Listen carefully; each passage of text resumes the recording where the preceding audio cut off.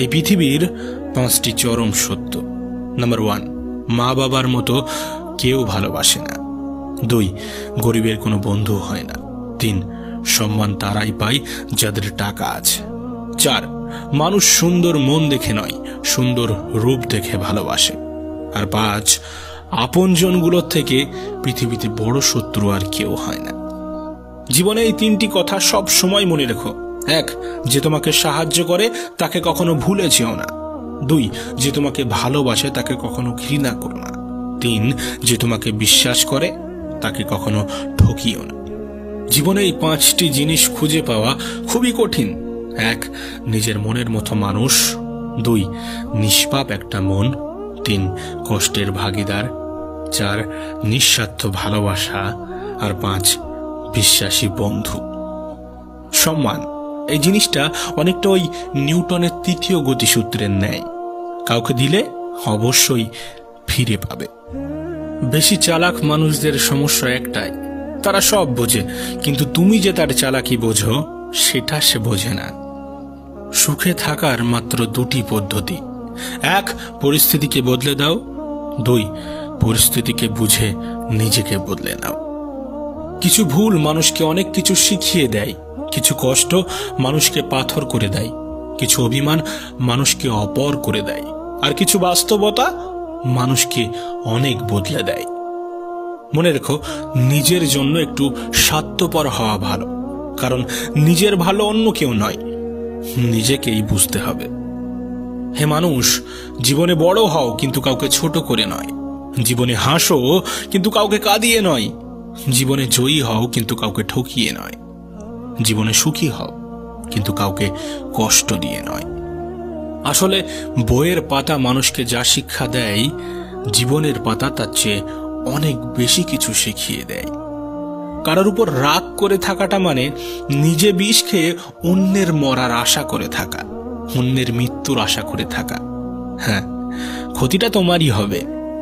দেখো, যে খারাপ ব্যবহার তুমি আজ কারোর সাথে করবে, 5 বছর পরে হলেও ঘুরে ফিরে সেই ব্যবহার তোমার কাছেই ফিরে আসবে।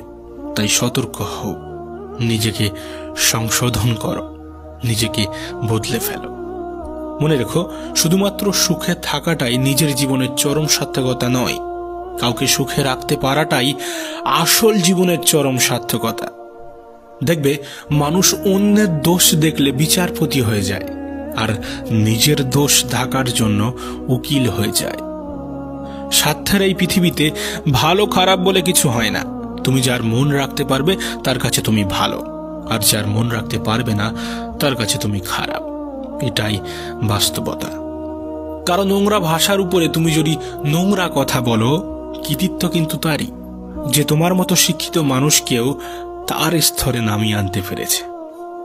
যদি কখনো এমন পরিস্থিতি আসে হৃদয় এবং মস্তিষ্কের মধ্যে দ্বন্দ্ব লাগে, তখন তুমি হৃদয়কেই গ্রহণ করো। কারণ বুদ্ধিমান মানুষের থেকে হৃদয়বান মানুষেরা অনেক শ্রেয়। বুদ্ধিমান বুদ্ধি দিয়ে ভালোও করতে পারে, আবার খারাপও করতে পারে, কিন্তু একজন হৃদয়বান সে কেবল ভালোই করবে। দেখো, রাস্তার সব কুকুরকে যদি তুমি এখন ঢিল মারতে চাও, তাহলে তুমি তোমার গন্তব্যে পৌঁছাতে পারবে না। তাই কিছু জিনিসকে ইগনোর করো।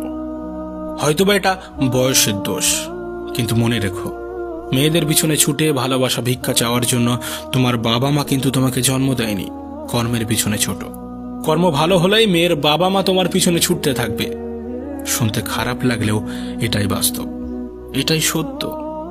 একটি ক্ষুধার্ত পেট, একটি খালি পকেট, একটি ভাঙা হৃদয় যা শিক্ষা দেয়, যে শিক্ষা দেয়, এই পৃথিবীর কোনো বইয়ের পাতায় সেই শিক্ষা পাওয়া যায় না।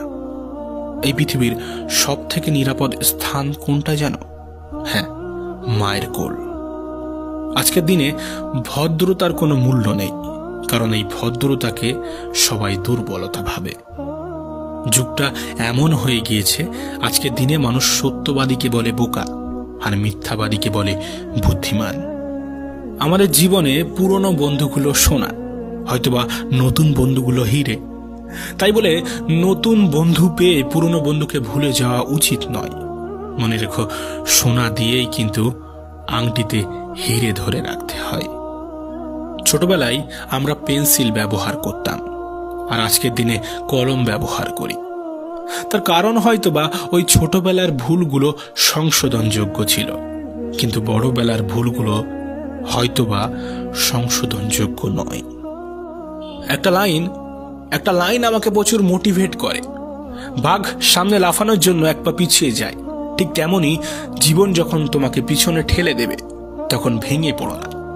আসলে জীবন তোমাকে সামনে এগিয়ে যাওয়ার জন্য জায়গা করে দেয়, সুযোগ করে দেয়। কখনো অপরের সাথে নিজেকে তুলনা করো না। মনে রেখো, এই পৃথিবীতে উপরওয়ালা সকলকে ইউনিক ভাবে পাঠিয়েছেন। সকলের মধ্যে কোনো না কোনো নিজস্ব সত্তা, নিজস্ব ক্ষমতা আছে, আর তুমিও তার বিকল্প নও। আসলে তুমি কতটা সুন্দর সেটা তোমার রূপ দেখে নয়, তোমার মন দেখে বোঝা যায়। আর তুমি কতটা শিক্ষিত সেটা তোমার ডিগ্রি দেখে নয়, তোমার ব্যবহারে প্রকাশ পায়। তুমি কতটা ভালোবাসো সেটা তোমার উপহার দেখে নয়, তোমার তার প্রতি আচরণ দেখেই বোঝা যায়। সম্মান হলো অনেকটা ওই আয়নার মতো। তুমি অন্যকে, অপরকে যতটা সম্মান দেবে তার থেকে অনেক বেশি সম্মান রিটার্ন পাবে, ফিরে পাবে।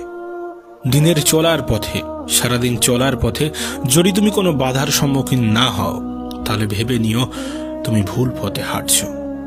পেটের দায়ে যারা সামান্য চুরি করে, আমরা তাদের উপরে অত্যাচার করি। যদিও এই চুরিটাও ঠিক নয়, তবে কিছু শিক্ষিত মানুষ যারা কলমের খোঁচায় কোটি কোটি টাকা চুরি করে, আমরা তাদেরকে কেন সম্মান করি? এই পৃথিবীতে সাপ ছোবল দেয় আত্মরক্ষার জন্য, আর মানুষ ছোবল দেয় স্বার্থ রক্ষার জন্য। 3 দিন না খেয়ে থাকো, এই সমাজ তোমাকে দেখবে না, কিন্তু একদিন অন্যায় করে দেখো, এই সমাজ তোমাকে নিয়ে বিচার বসাবে।